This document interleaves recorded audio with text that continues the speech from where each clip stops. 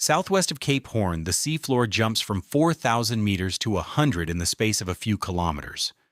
Sailors say the sea there stands up in walls. This is the bottom edge of South America, where the only current that circles the planet is squeezed through one narrow gap and slams into rising ground. People blame the wind and the cold, and they are not wrong, but they are not right either. A Royal Navy squadron died here. A school ship full of teenage cadets vanished. A modern racing yacht capsized. 4 centuries. Better ships? Same trap. Start with that number because it is the whole story hiding in one measurement. 4,000 meters down to about 100. Picture the deep ocean floor southwest of the Cape lying more than 2 vertical miles beneath the surface, dark and flat and near freezing. And then picture that floor rising toward the light, like the flank of a drowned mountain, climbing thousands of feet across a distance you could cover in a short drive on land. The water above it does not care about scenery, but a wave does. A big ocean swell is not just a shape moving across the surface. It is a column of energy that reaches far down into the water.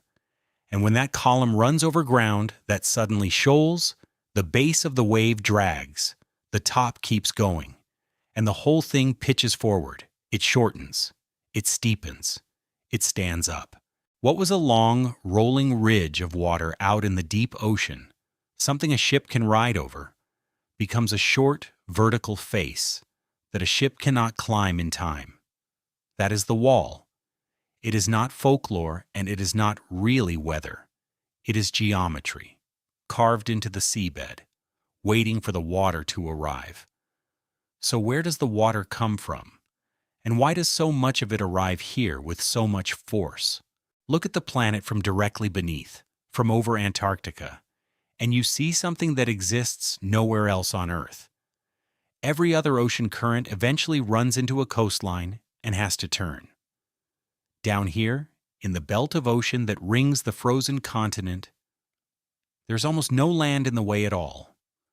The water can go all the way around the globe and come back to where it started without ever touching a shore. It does exactly that. Driven by the strongest sustained winds on the planet, a river of ocean called the Antarctic Circumpolar Current runs clockwise around Antarctica, the same direction, the same push, mile after mile, and because nothing stops it, it just keeps building. It is the greatest current in the world by a wide margin, moving more water than every river on Earth combined, many times over. And a current that big carries something you cannot see from a map. It carries momentum. It has been accelerating, in a sense, across thousands of miles of open sea, and it is looking for somewhere to go. There is only one narrow place where the land gets in its way. Reach down to the very tip of South America, and then look south toward Antarctica, and you will see the continents very nearly touch. The gap between the bottom of Tierra del Fuego and the northern finger of the Antarctic Peninsula is, at its tightest, only about 400 miles wide. That is the Drake Passage. In the whole circle of the Southern Ocean, this is the choke point, the single narrowest gap the circumnavigating current has to fit through. And when you force any flow through a narrow gap, it speeds up and it concentrates. All that water, all that energy, pushed into a strait a fraction of the width it had a moment before. Cape Horn is the rock on the northern edge of that funnel, and everything the Southern Ocean has been building for thousands of miles gets delivered right to its doorstep. Then there is the wind, which is not a separate problem so much as the engine for all the others. Between 40 and 60 degrees south latitude, the west wind blows around the entire planet almost without a break, because there is so little land down there to slow it, snag it, or turn it aside. Sailors gave those latitudes their names centuries ago and never bothered to soften them. The roaring 40s. Below them, the furious 50s. Cape Horn sits at about 56 degrees south, which puts it squarely in the furious 50s, in the path of a wind that has been running unopposed for a quarter of the way around the world. Wind is what builds waves, and it builds them through two simple things: how hard it blows and how far it blows across open water without interruption. Down here, it has almost the whole Southern Ocean to work across. So the swells that finally reach the approaches to the Horn are not local chop kicked up by a passing squall. They are the accumulated product of thousands of miles of uninterrupted wind, long and powerful and heavy with energy. And they arrive in ranks. Now put the pieces in the same water at the same time, because that is the part people miss. You have enormous long-fetch swells rolling in. You have the most powerful current on the planet running through a narrow gap. And here is the first mechanism that turns a hard place into a killing one. When a strong current runs against the direction the waves are traveling, it does not simply push back on them. It bunches them. It shortens the distance between one crest and the next, and it drives their height up at the same time, the way traffic piling into a bottleneck goes from spread out and moving to packed and stacked. A swell that was long and rideable in open water gets compressed into something shorter, taller, and steeper the moment it meets an opposing current. And this is all happening in the same stretch of sea, where the bottom is already rising up to trip the waves and stand them on end. The current squeezes the waves from behind. The shoaling ground rears them up from below. They meet a vessel not as a single big sea, but as a fast, closely spaced procession of steep breaking faces, one arriving before the ship has finished dealing with the last. Hold on to that phrase, because it matters more than any single wave height you will ever read in a headline. One arriving before the ship has finished dealing with the last. A ship is not a fixed wall. It rolls, it pitches, it recovers. Hit it with one big wave, and if there is time, it rights itself, sheds the water, and comes back up to meet the next. That recovery takes seconds. The danger down here is that the waves are spaced so closely that the recovery time runs out. The vessel is still heeled hard over, still buried bow down, still half full of the last sea when the next one lands. That is how boats that could survive a bigger single wave in the open Atlantic get destroyed here by seas that, measured one at a time, do not sound extraordinary. It is not only the size, it is the spacing.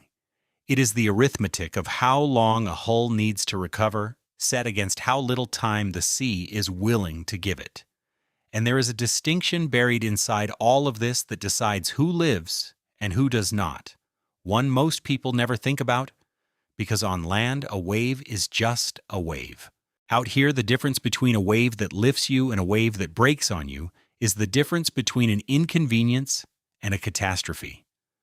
A swell, however enormous, that does not break is survivable, even routine. It is just a moving hill of water, and a sound vessel rises up its face, tips across the crest, and slides down the back, up and down, hour after hour, through swells the size of apartment blocks, and takes no harm at all, because the water is passing under the boat rather than through it. Sailors have a name for those great gray ranks of Southern Ocean swell that circle the whole planet with nothing to stop them. They call them graybeards, and by themselves the graybeards are a spectacle, not a killer. The killer is what happens when one of them breaks. When a wave breaks, the crest is no longer just rising and falling in place.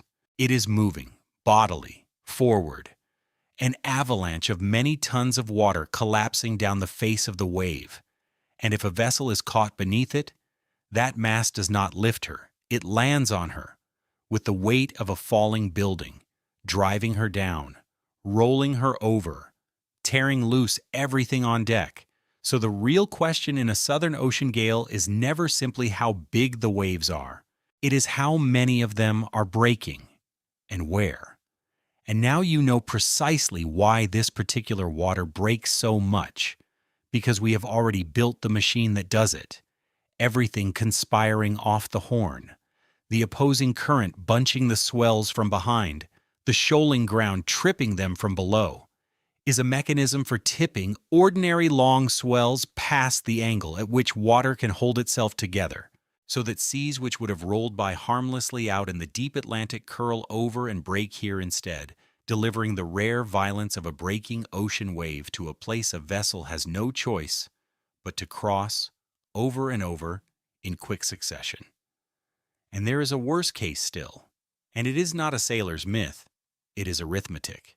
Waves do not all travel at the same speed, and when different trains of them run together, now and then their crests line up and add, one climbing onto the back of another, and for a few seconds you get a wave far higher and far steeper than anything around it, rising out of the pattern with no warning and sinking back into it just as fast. In most of the ocean, that coincidence is rare enough to forget about. In water already steepened by current and bottom, where every wave is closer to its breaking point to begin with, the occasional monster that stands up out of the ranks is simply part of the odds you are playing the moment you come down here. And it is very often the wave that nobody saw building that has ended these stories. Then, because none of this is happening in a warm place, add the ice that the sea builds onto the vessel herself. In near freezing air, spray does not just wet a ship, it freezes where it lands. And a vessel driving into a Cape Horn gale can begin to sheath herself in ice on the rigging, the rails, the upper works, every surface the spray can reach. That ice is weight, and it is the worst possible weight because it collects high, up where a vessel can least afford to carry it. Every ton of it that builds up on the masts and the top hamper lifts the point the ship balances around and eats into the narrow margin that keeps her upright. The very same margin a breaking sea is trying to overwhelm from the side, and, in a cargo ship, a shifting load is trying to destroy from within. Icing has capsized vessels entirely on its own, quietly, by loading them down from above, until one ordinary roll simply fails to come back. It is a slow, cold, patient way to lose a ship, and here it works at the same time as everything else. And the sea is only half of what is down here. Come in off the open ocean and into the maze of channels, islands, and mountains that make up the very bottom of the continent, and a different danger is waiting, one that gives even less warning. The land at the tip of South America is high, cold, and cut through with steep valleys and glaciated peaks. Cold, dense air pools up on that high ground, and cold, dense air wants to fall. When it spills down a slope and gets funneled through a narrow valley or channel, it accelerates, and it can arrive at the water as a sudden, violent blast out of a sky that a moment earlier looked manageable. The local name for it is the Willy Waw. There is often no swell building to warn you, no slow rise in the wind, just a wall of air coming down off the mountains and flattening the water where it hits. In an open anchorage or a tight passage between rocks, a Willy Waw can lay a vessel over or drive it off its anchor and onto the shore, before the crew has finished reacting to the fact that the wind has changed at all. On the open sea, the danger is the wave you can see building. In the channels, the danger is the gust you cannot. And notice that the sea and the sky are not even the whole trap, because the geography hands every crew a choice that is really just two ways to lose. A vessel coming from the Atlantic and wanting the Pacific has, in principle, two roads through the bottom of the continent. One is to go outside south around Cape Horn itself, out in the open ocean where the great swells, the current, and the shoaling ground are all waiting together. The other is to go inside, threading the sheltered-looking maze of channels that cut through Tierra del Fuego, the Strait of Magellan, and the Beagle Channel, and the tangle of waterways around them. Where at least there is land to hide behind. It sounds like an easy call. It is not, because the inside road is where the Willy Waws live. The very channels that promise shelter from the ocean's swell are the funnels that turn mountain air into sudden battering gusts, and they are narrow and they are studded with rocks, so a blast that would only frighten you in open water can put you on the stones before you have finished reacting. The outside road exposes you to the full violence of the sea. The inside road trades that violence for the ambush of the wind and the nearness of the rocks. There is no road here that is simply safe. There is only a choice of which danger you would rather face, made before you can possibly know which one the weather intends to hand you. And understand exactly what Cape Horn is, because the name fools people. It is not the mainland tip of South America. It is an island, the last significant piece of land in a scatter of islands trailing off the bottom of the continent, and the Cape itself is the steep black headland at its southern end, a cliff standing some 425 meters straight out of the water, the final rock before the open Southern Ocean. And it is not even the true southernmost land. Farther out, exposed and alone, lie the Diego Ramirez Islands, a last freckle of rock flung into the passage, and past them there is nothing but water all the way to Antarctica. That is the position every vessel down here actually occupies, not near a coastline that can shelter them or save them, but at the ragged, crumbling edge of a continent where the land breaks up into islands and reefs and then surrenders completely to the one ocean that circles the world. Help does not live just over the horizon. It lives back up among those islands, hours or days away. And everything south and west of that cliff is the open trap. And through all of it, remember what the current is doing underneath, because it never stops. That river of ocean we described, the greatest current on the planet, is not a piece of background trivia. It is a set under the keel, a constant sideways push that carries a vessel bodily across the ground, no matter where her bow is pointed. A ship can be aimed to clear the rocks and still be carried down onto them. A crew can hold a heading all night and find at dawn that the sea has quietly moved them miles from where the compass swore they would be. In most of the world, a current is a small correction, a few degrees to allow for. Here it is a force large enough to decide the outcome on its own, and it is pushing, always, toward the same crowded, rock-strewn corner where everything funnels together. Now layer on the cold, because the cold is what removes your second chances. This is water fed from Antarctica, and near the surface in these latitudes it sits only a few degrees above freezing. Ice matters here in two ways. Icebergs calved off the Antarctic continent drift north on the current and the wind, and they turn up in and around the passage as hazards a lookout has to find, in poor visibility, sometimes at night, sometimes in fog. And the water itself, at that temperature, sets a brutal clock on any accident. A person who goes into water that cold does not have hours. Within a minute, the shock alone can make you gasp uncontrollably and fight to breathe. Within a handful of minutes, your hands stop working well enough to grip a line, close a shackle, or pull yourself up a ladder, which means that even a strong swimmer, even someone in sight of a boat, can lose the physical ability to be rescued while still fully conscious. The cold does not just threaten to kill you. It shortens the window in which anyone can save you, and it does it fast. And that window is set against a distance that almost nothing can shorten. This is one of the most isolated corners of the ocean that ships still routinely use. The nearest real help, a port with people and vessels, and the means to come and get you, is not around the corner.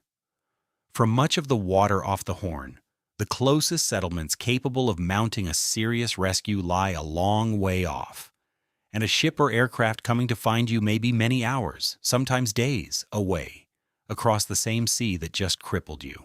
Remember what the cold water is doing to the clock at the same time. Put those two facts side by side, and you get the real shape of the trap. It is not only that the sea here can break a vessel, it is that when it does, the mechanical problem that a shipyard could fix in an afternoon, a lost rudder, a cracked spar, a flooded compartment, turns into a survival problem because help is measured in days and the cold is measured in minutes. Distance converts damage into death, and it is worth being concrete about what a single one of these seas does to a vessel, because the word wave has been worn smooth by beaches and holidays, and does not carry the weight it needs to carry here. Picture a knockdown. A big breaking sea catches the boat on her side, and in one violent motion, she is thrown flat. Her mast driven down parallel to the water or into it. Her deck turned briefly vertical. Everything inside that is not bolted down becomes a projectile, flung across the cabin along with any crew who were not braced, gear and tools and bodies slammed against the far side. Any hatch or opening that is not sealed is suddenly underwater or open to the sky, and the sea pours in through it in seconds. And then the boat hangs there, on her side, in an instant that lasts far too long, while the crew wait to learn the only thing that matters, which is whether the ballast in her keel will drag her back upright, or whether the sea has beaten her past the point of return and she will simply keep going over. Most of the time, she comes back. The mast swings up out of the water, the boat lurches upright half full of sea, and the crew haul themselves up and start bailing and find out what is broken. Sometimes she does not come back. That is the whole of it. Every story in this account, across 4 centuries, is some version of a crew hanging in that instant, waiting to see which way the boat will decide. And the water off Cape Horn produces the seas that force that instant more often, more violently, and closer together than almost anywhere else a vessel can go, and translate the numbers around that instant into what they actually buy and cost, because the figures are not decoration. Water. A few degrees above freezing does not mean uncomfortable. It means a person thrown into it has perhaps a few minutes of real strength in their hands before the cold takes their grip, which is the whole difference between catching the boat and watching it blow away downwind out of reach. Help 2 or 3 days away does not mean a long wait. It means that any failure the crew cannot fix themselves right now with what is aboard may be fatal, because the clock that counts is not the one on the repair, but the one on their own survival. And it started running the moment things went wrong. A seabed that climbs from 4,000 meters to 100 is not an interesting line on a chart. It is the difference between a swell that rolls harmlessly under the keel and a wall that breaks across the deck. None of these numbers is abstract to the people out there. Each one is a specific narrowing of what they are still able to do to save themselves. That is the system, seen from above. But nobody ever experiences a system. They experience a deck. So come down off the satellite view and stand on one. Picture the smallest thing that has any business being out here. A single vessel, a handful of people, a few inches of hull between them, and water that will not let them survive a mistake. The wind that has been building across a quarter of the planet is now the thing tearing at their rigging. The current that carries more than all the world's rivers is now the set under their keel, deciding where they will actually go, regardless of where they point. The waves that the rising seabed is standing on end are now arriving in the dark, faster than the boat can recover, each one a decision, with no time to make it. The cold that shortens the rescue window is now the temperature of the spray freezing on the lines in their hands. And the distance that turns damage into death is now the simple, quiet fact that if this goes wrong, no one is close enough to matter for a long time. Every person who has ever been in trouble here has been in trouble inside that exact set of conditions. The only thing that has changed across 400 years is the boat, which raises the question that this whole place keeps asking and keeps answering the same way. If the danger is this well understood, this old, this thoroughly mapped, why does the same stretch of water keep destroying vessels that were, by the standards of their own century, genuinely well prepared? A king's warship, a steel sailing ship with a trained crew, a racing machine built by engineers who model waves on computers, each one better than the last, each one, in its turn, caught. To understand why, you have to start with the people who were here first and who worked out the one strategy that has never stopped being the correct one, long before there was a single sail on this coast. For thousands of years before a single European sail appeared on this coast, people lived here. Not passed through, lived. On some of the coldest, wettest, most exposed shorelines that human beings have ever called home, in the channels and islands of Tierra del Fuego, there were communities who built their entire existence around this water. The canoe peoples, the Yamana, also known as the Yaghan, spread through the southern channels almost to the Cape itself, and to their west, the Kaweskar worked the labyrinth of fjords and islands farther up the coast. They did not have iron ships or charts or forecasts. They had bark canoes, fire, and knowledge. And with those three things, they survived in a place that would kill an unprepared modern crew in a day. Consider what that actually took, because the details are not quaint. They are a masterclass in the physics of this environment. They lived from the sea directly, gathering shellfish, spearing fish, hunting seals and sea lions and seabirds, taking what the water offered where and when it offered it. In some of these communities, it was the women who did the diving, going into water only a few degrees above freezing to bring up shellfish, which tells you everything about the level of adaptation involved. Because that same water, as we have already seen, incapacitates most people in minutes. They wore very little, against a climate of near-constant cold, wind, and rain. They relied not on layers of clothing, but on animal grease worked into the skin, on shelter, and above all, on fire. And their bodies over countless generations had adapted to hold heat in ways that astonished the first outsiders who saw them. Fire was the center of everything. They kept it burning almost constantly, even aboard their canoes, on a hearth of clay or sand built into the bottom of the boat, so that warmth was never more than an arm's length away, in a world where getting cold and wet was not discomfort, but a death sentence.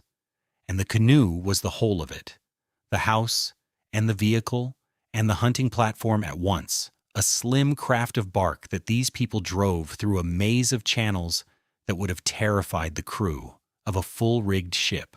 Sit with that inversion for a moment, because it is the key to everything. The same waterways where sudden mountain winds could hurl a European vessel onto the rocks were the everyday roads of a people in open boats, and they moved through them, not by being stronger than the weather, which no one is, but by knowing it intimately, locally, channel by channel and hour by hour, and by the simple discipline of never being anywhere they could not afford to be when it turned. They did not cross this region on the way to somewhere else. They lived inside it, which meant they never had to gamble, never had to press on into worsening weather to keep an appointment, never had to trade safety for speed, because there was no appointment and speed was worth nothing to them. Their mobility was total and their urgency was zero, and that exact combination is the reverse of the one that has killed almost everyone else who ever came here. Look ahead through this entire story, and you will find that every disaster in it reduces, at bottom, to the same equation: urgency without local knowledge. A schedule carried in from outside, laid over a place the newcomers did not truly understand, enforced past the point where a local would have stopped. The canoe peoples were the living proof of the opposite equation: local knowledge without urgency. And it kept them alive on this coast for thousands of years. And here is the part the historical record almost always gets backward. The outsiders who met them described them, over and over, as wretched and primitive and poor, some of the most contemptuous words ever written about any human beings, precisely because they owned almost nothing and wore almost nothing, and lived in a way that looked, from the deck of a strong ship, like bare and pitiable survival. Turn that judgment against what we now understand about this water and it flips completely. The people the visitors pitied were the only human beings who had ever actually mastered the place, and the well-dressed, well-armed, well-provisioned men looking down on them from the rail were the ones who kept dying here. They mistook the one real form of wealth this coast recognizes, the freedom to wait, for poverty, because it did not look like anything they had a word for.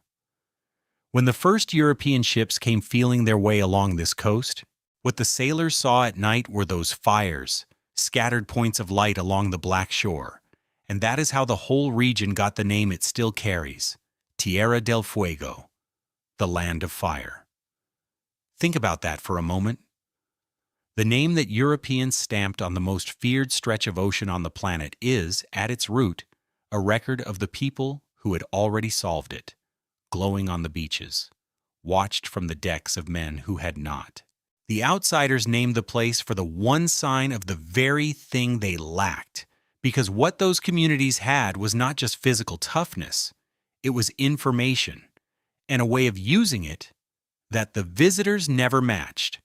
They read this water the way you read a familiar street, which channel turned ugly on which wind, when a flat calm was not peace but the held breath before something violent came down off the mountains.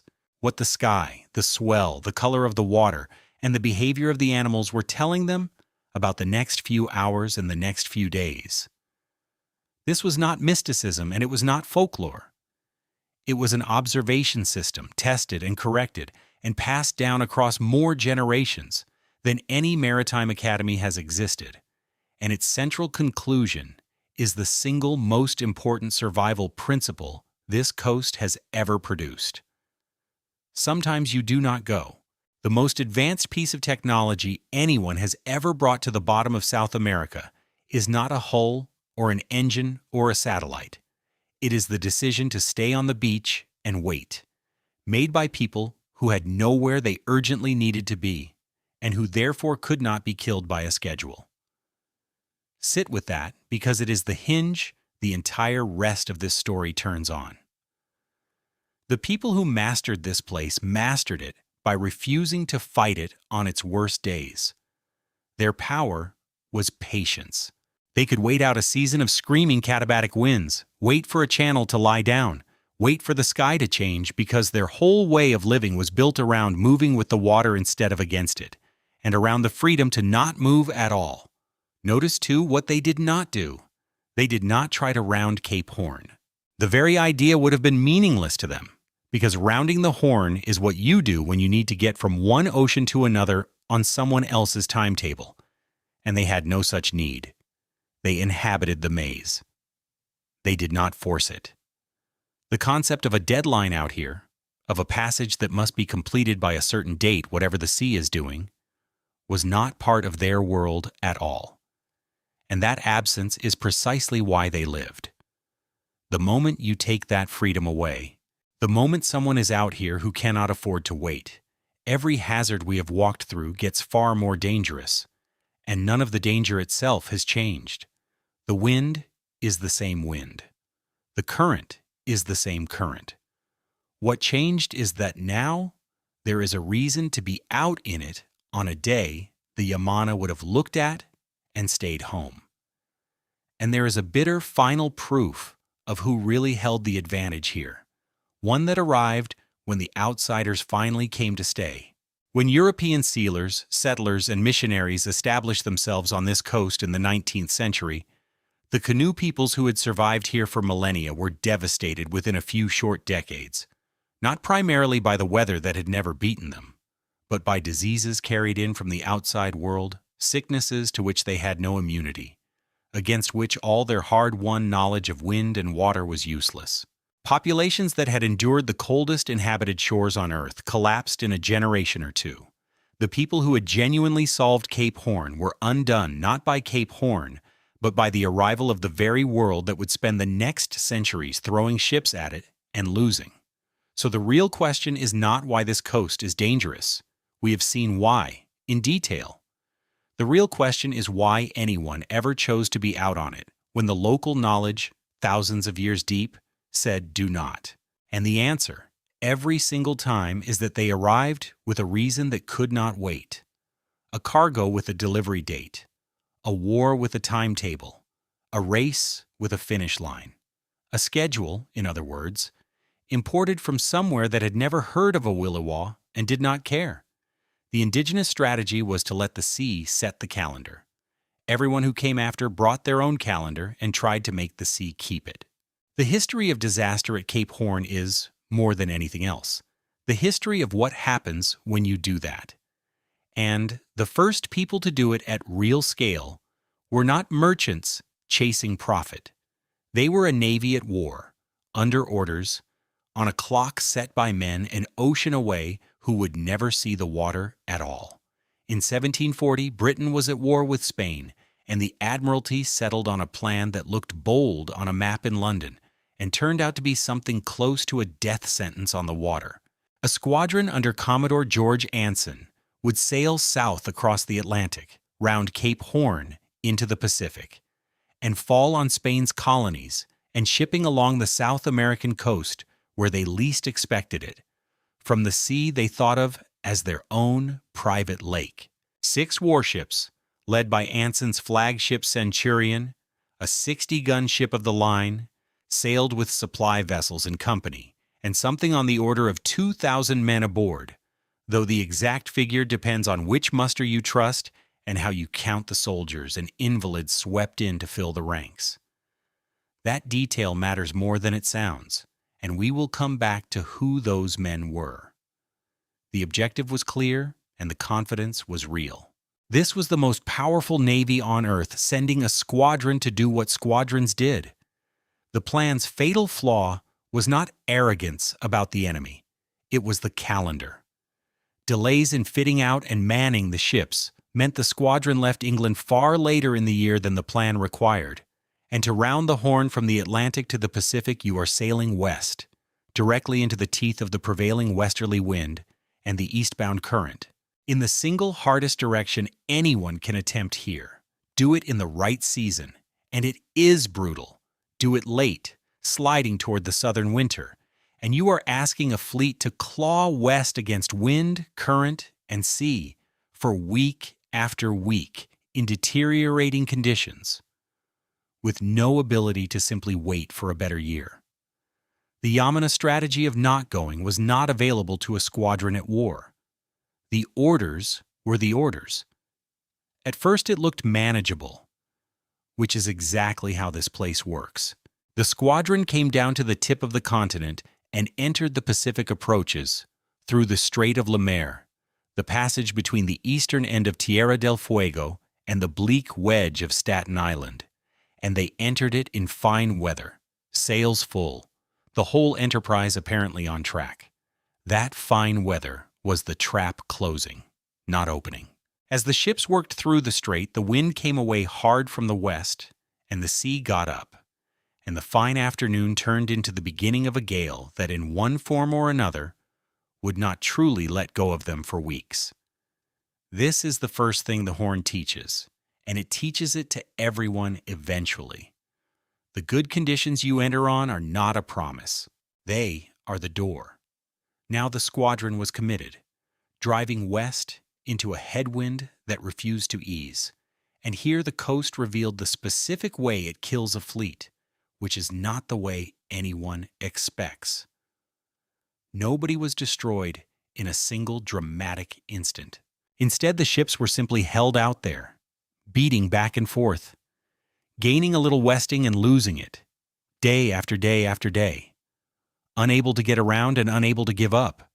And the longer they were held, the more a second enemy went to work inside their own hulls.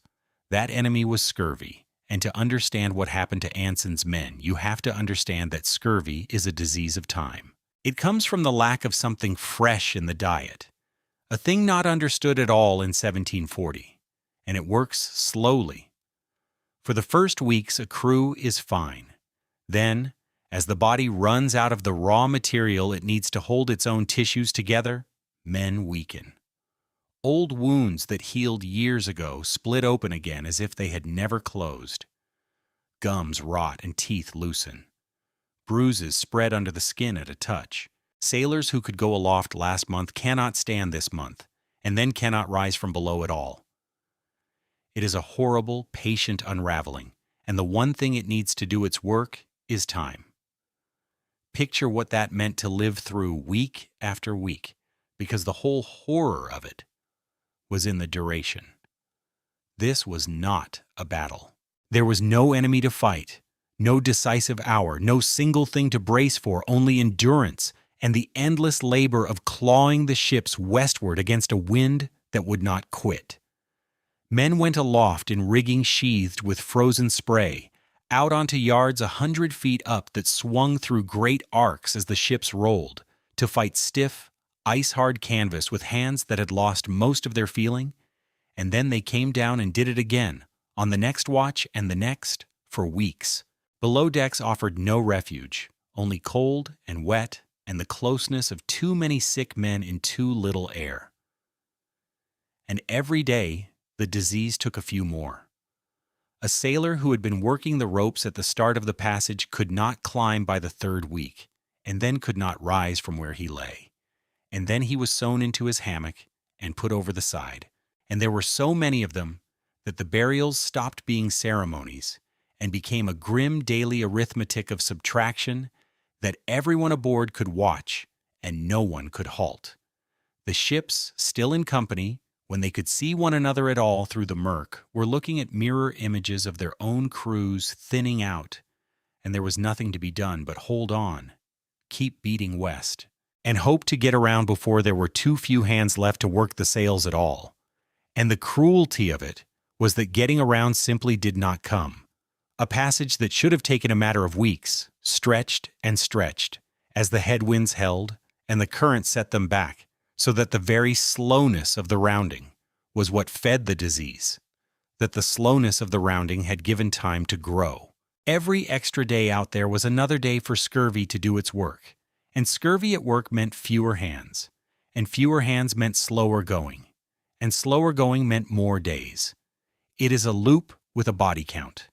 The men were not being killed by an event they could name and fear. They were being killed by a duration, by the flat, grinding refusal of the place to let them finish and get out. The Horn gave it all the time in the world. That is the reversal at the heart of this first disaster, and it is not the one you would guess. The danger here was never really a single wave big enough to swallow a warship whole. The danger was duration. The sea did not need to sink these ships in an afternoon. It only needed to hold them out in the cold and the wet and the endless labor long enough for a slow disease to hollow out their crews, until there were not enough men well enough to work the sails, which meant the ships could fight the weather even less effectively, which meant they were held out there even longer, which meant more men fell sick, a loop tightening. The ships were not being broken, they were being drained. And as the crews drained, the squadron came apart. Ships that had entered together as a disciplined force lost sight of one another in the gales and the murk and never reformed. Some, battered and with crews too reduced to continue, gave up the attempt and turned back for the Atlantic, which under the circumstances was not cowardice but arithmetic. The squadron that had sailed to conquer a coastline was being scattered across the bottom of the world, one ship at a time, and no enemy had fired a shot. The Spanish did not defeat Anson's squadron off the Horn. The place did, using nothing but its own wind and its own patience and the long, grinding cost of being made to stay. Then came the point of no return, and it fell hardest on one ship. The Wager, a converted merchantman pressed into the squadron as a store ship and undermanned, separated from the others, her crew ravaged, was driven onto the wild coast of Patagonia and wrecked. What followed on that shore became one of the most infamous episodes in the age of sail.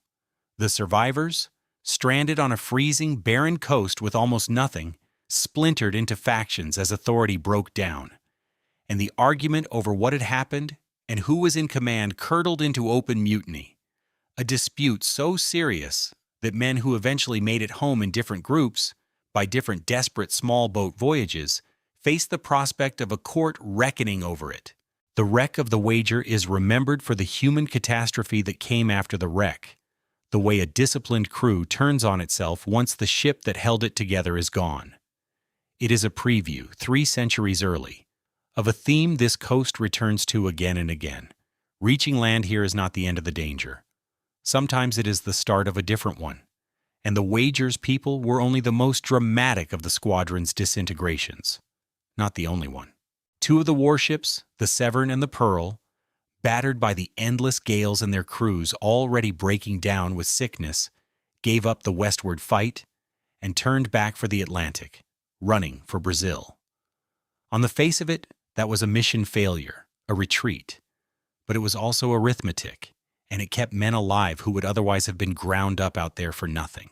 The smaller vessels, the sloop and the supply craft that had sailed to serve the fleet, were used up one by one as the ordeal wore on, worn out or wrecked or emptied of the hands needed to keep them going.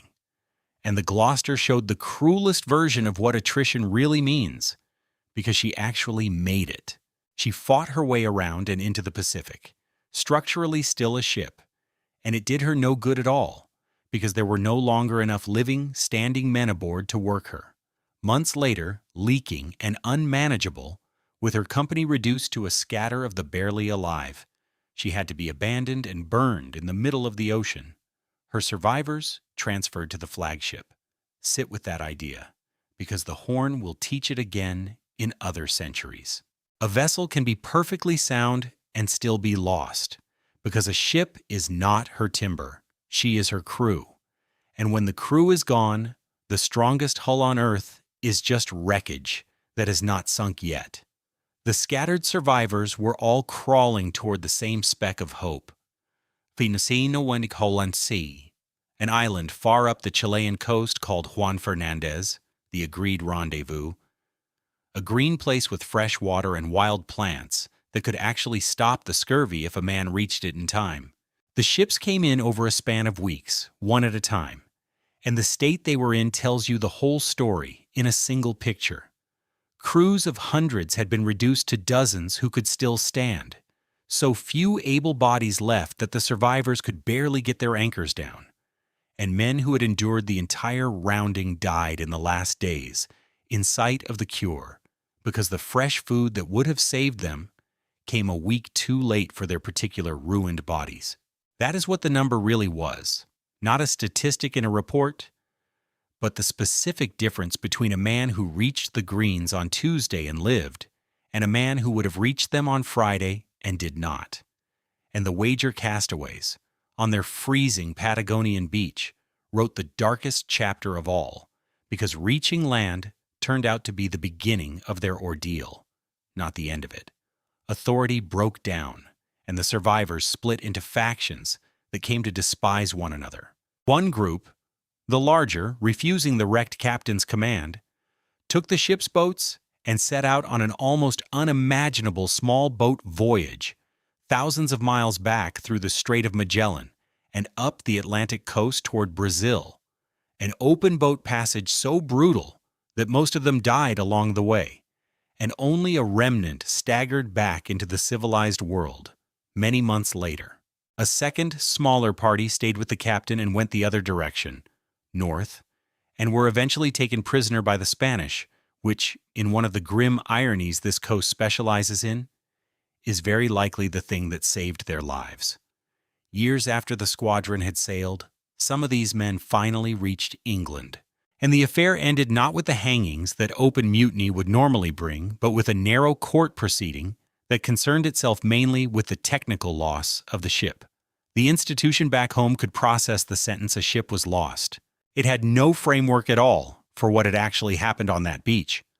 Of the proud squadron that set out to raid the Pacific, only the flagship Centurion carried the mission through and, in the end, completed the circumnavigation. And she did it having redeemed the voyage in the most improbable way imaginable, by later capturing a Spanish treasure galleon so rich it made Anson a national celebrity and a wealthy man. That capture is why the expedition is remembered as a triumph at all.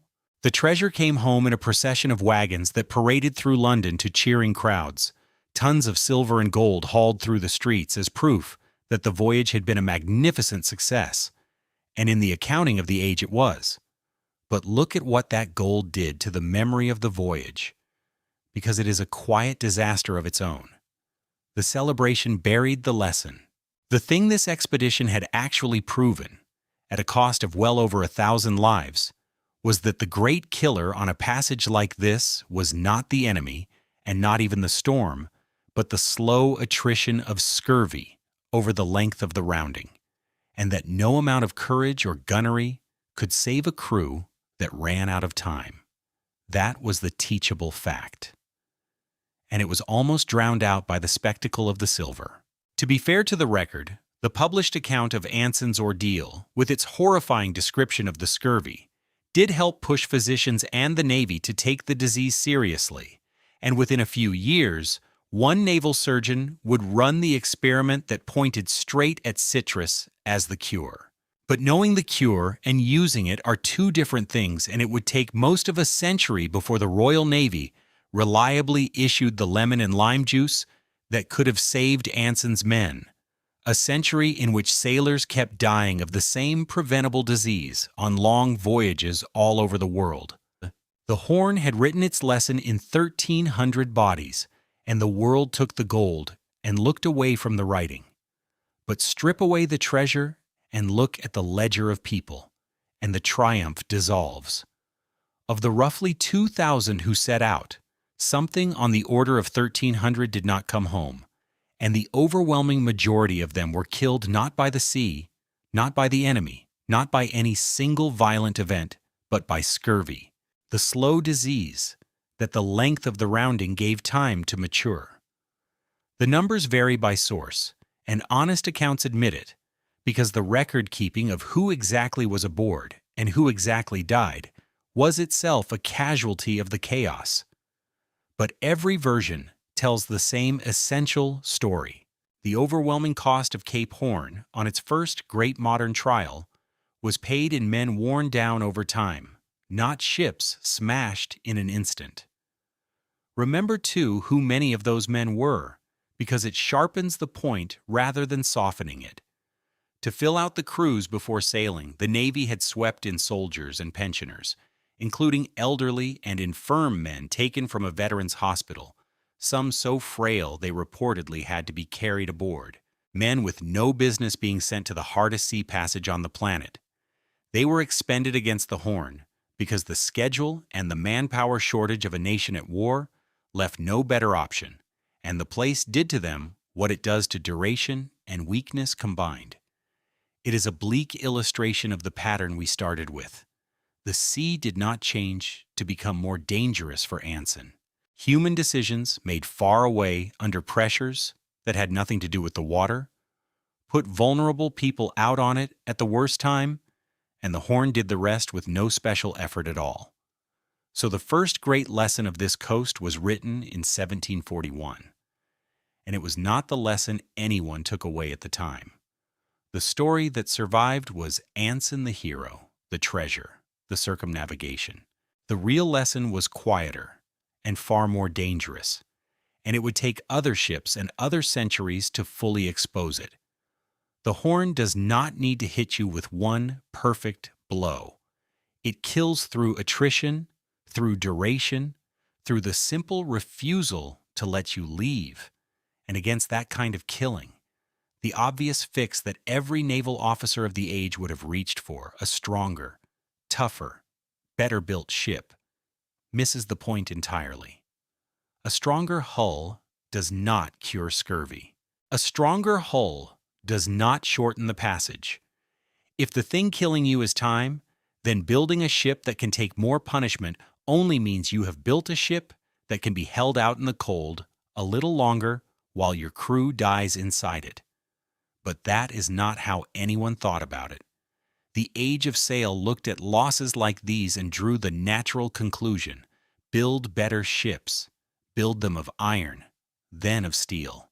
Make them big enough and strong enough that the Horn could no longer touch them.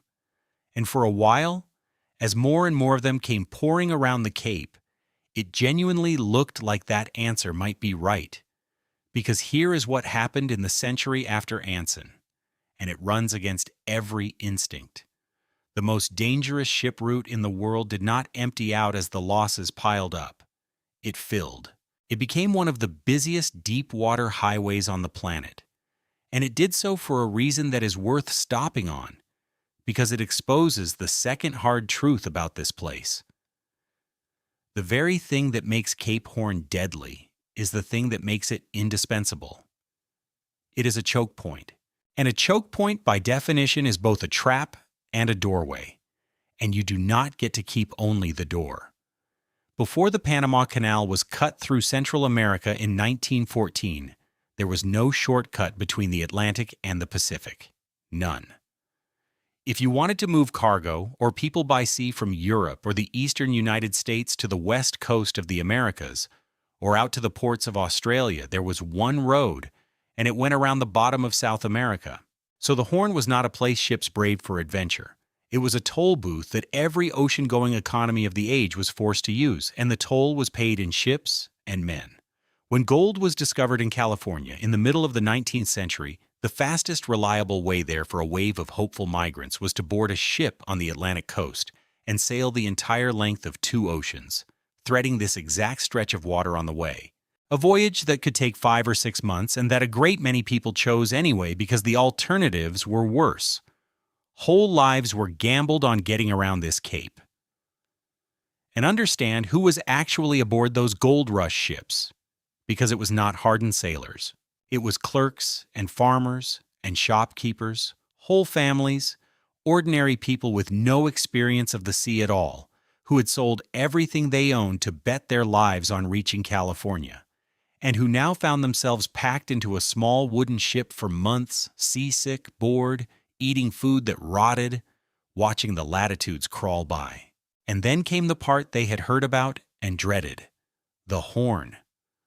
When the ship they lived in began to stand on its ends, when the seas outside turned into the gray walls we have been describing, and there was nothing for a passenger to do but lie in a heaving bunk in the dark, listening to the sea hammer the hull and the crew shout on deck, and wonder whether the men up there could hold it together. Many thousands of people who had never chosen the sea as a life made that passage anyway, because the thing they wanted was on the far side of it, and the Cape did not care in the slightest that they were amateurs. For the professional crews, meanwhile, rounding the Horn was the defining test of the entire trade, and its danger was so constant that it had stopped being remarkable, which is a hazard all its own. Men worked aloft in freezing gales as a matter of routine, out on the yards in the dark with the ship rolling her lower rigging into the sea, and losing one of them overboard on a bad night was an accepted, expected cost of the passage, mourned in the moment and then absorbed, because the cargo still had to go around, and someone still had to be up there handing the frozen sail. To be off the Horn became a piece of grim shorthand among sailors for the worst that ordinary working life could contain. And that normalization is exactly how a place like this keeps killing people who are not fools. A danger you have survived 100 times stops feeling like a danger. The steel is strong, the crew is good, the odds are with you, and they are with you again and again, right up until the one time they are not. And by then, the habit of confidence has already carried you out to the place where the sea can collect. Then came the minerals, and they turned the trickle into a flood. The deserts of northern Chile and Peru held 2 things the industrializing world had suddenly discovered it could not live without. First guano, and then, even more valuable, nitrate, the mineral salt used to fertilize the exhausted farmland of Europe and to make the explosives that armies and mines consumed by the shipload. Nitrate was money lying in the desert, and to get it out you needed ships, thousands of ship voyages, and every one of them had to come and go around Cape Horn. Fleets of big square riggers came south in ballast, empty and light, beat their way around the Cape into the Pacific, loaded nitrate at the desert ports of the Chilean coast, and then beat their way back around the Horn again, fully laden, to sell it. Grain from California and later from Australia moved the same way, in the great annual grain passages that were half commerce and half race.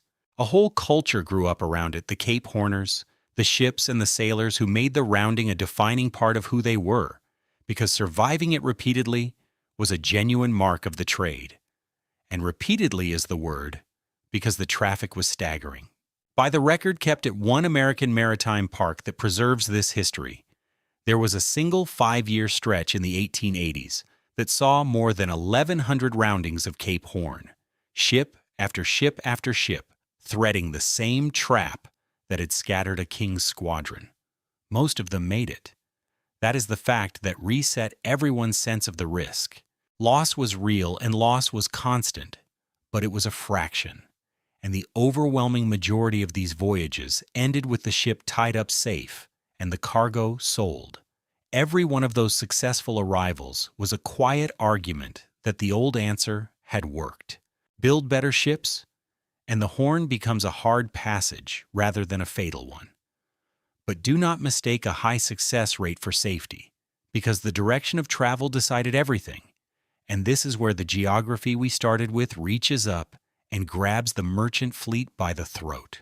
Going eastward, running before the great westerlies with the wind behind you, a rounding could be quick and merely terrifying.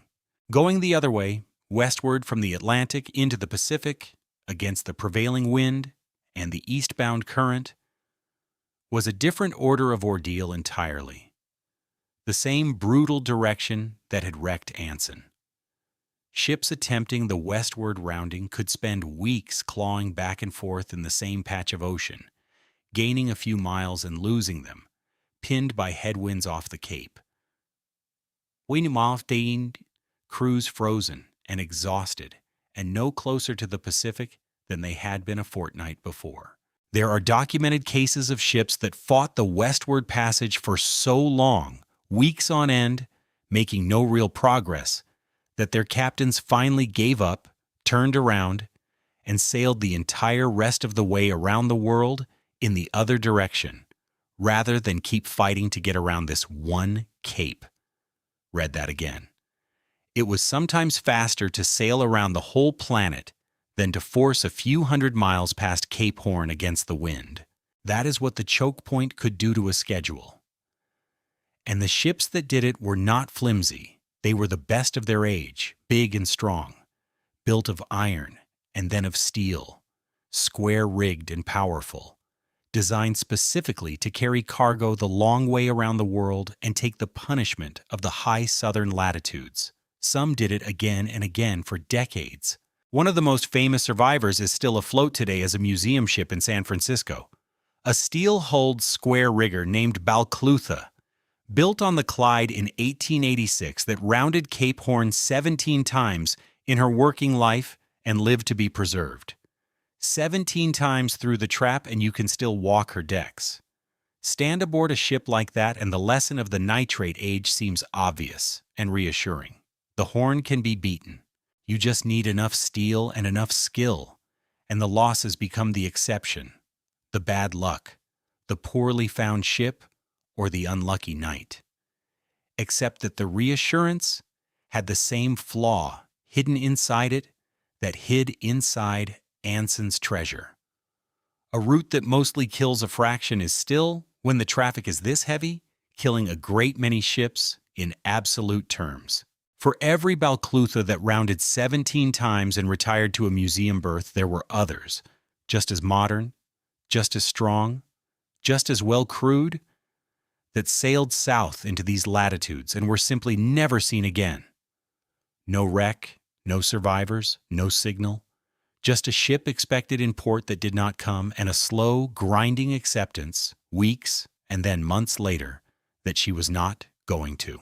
When the Panama Canal finally opened in 1914 and offered a way from ocean to ocean that did not pass the Cape at all, the commercial fleets abandoned the Horn route with a speed that tells you exactly how much they had hated and feared it all along. The better ships had changed the odds. They had never changed the nature of the place, and the cruelest proof of that was still to come. delivered not in the wooden age of Anson, but deep in the 20th century, to one of the finest steel sailing ships afloat. Carrying a crew that included boys barely old enough to shave. Her name was the Admiral Carp Fanger, and she was by 1938 exactly the ship the previous century had promised would solve the problem.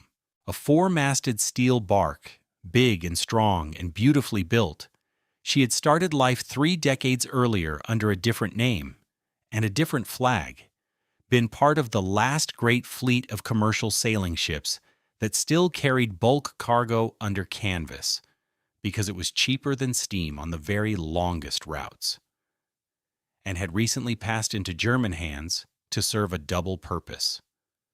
She would carry cargo, and she would train the next generation. That is the detail that makes her loss sit differently from the others. A large share of the roughly 60 people aboard were not hardened old Cape Horn hands. They were cadets and apprentices, teenagers and young men, sent to sea on a working sailing ship to learn the trade the hard way, on the hardest water there was.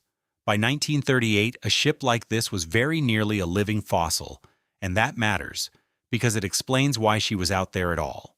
Steam and then diesel had driven sail off the oceans everywhere the two could compete, which was almost everywhere. But on a handful of the very longest hauls, where a slow ship burning free wind could still undercut a fast ship burning expensive fuel, commercial sail hung on into the 20th century. The last great stronghold was the grain trade out of South Australia, the annual run where a shrinking fleet of big square riggers loaded wheat and carried it home to Europe the long way, around Cape Horn, in what had become half commerce and half a yearly race. The newspapers actually followed. That is the world the Admiral Carp Fanger belonged to, a twilight fleet of magnificent, obsolete ships doing the one job the engine had not yet managed to take from them on the one route where the wind was still worth more than the machine. Every voyage was a wager that the old way could survive one more season.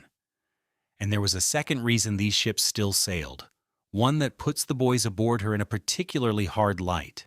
Many of the last windjammers doubled as schools because a seafaring nation still believed with real conviction that the only way to forge a proper officer was to send a young man up a mast in a gale, that the nerve and discipline learned under sail would carry him through a whole career under steam.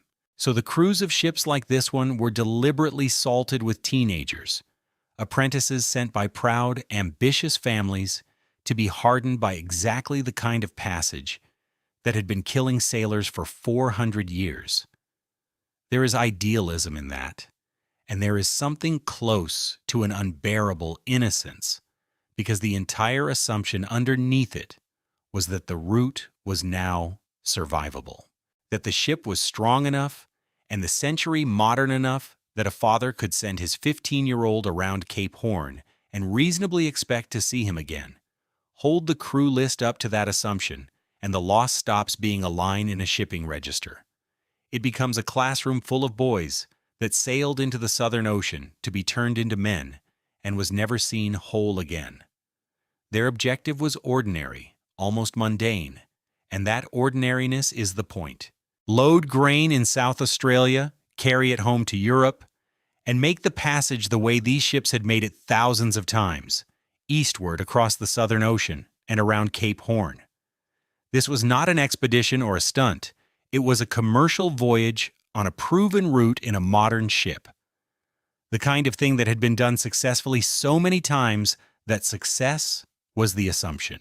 She sailed in early 1938, deep laden with grain, and stood out into the Southern Ocean to run her easting down toward the Horn, and for a while everything about the voyage was routine. And she was not alone in the way Anson had been alone. This is the thing that had genuinely changed, the thing that was supposed to matter. She had radio. A ship in 1938 could report her position, could hear from other vessels and from shore, could send word across thousands of miles of empty ocean at the speed of a spark. The terrible isolation of the age of sail, where a ship that sailed over the horizon was simply gone from human knowledge until she either arrived or didn't, was supposed to be over. A modern ship could speak, and the Admiral Karpfanger did speak, sending her position reports as she ran east through the high latitudes, a steady thread of contact linking her to a world that now expected to be able to keep track of its ships. In the middle of March 1938, she sent another of those routine reports, giving her position out in the Southern Ocean as she pressed on toward the Cape. That was the last of it. After that message, nothing. No distress call that resolved into a rescue. No further position. No explanation. The steady thread of contact simply stopped, and a modern steel ship with 60 people aboard, a ship that could talk to the world, went silent somewhere in the immensity between Australia and the Horn and did not speak again. And now you meet the specific cruelty that radio introduced, the one that reframes what improved communication even means out here. Being able to send a message and being able to be reached are two completely different things. The Karpfanger could tell the world exactly where she was. What no one could do was get there. Her position, when she gave it, described a patch of ocean so remote that the knowledge of it was almost useless. A dot in a waste of water that no rescuer could have crossed in time, even if a clear distress call had come, which it may never have. Radio had abolished the silence of the old sailing losses without abolishing the distance underneath the silence. She was no longer alone. She was still unreachable. Those turned out not to be the same problem, and ask what a search could even have looked like, because the answer exposes the whole illusion of that era's progress.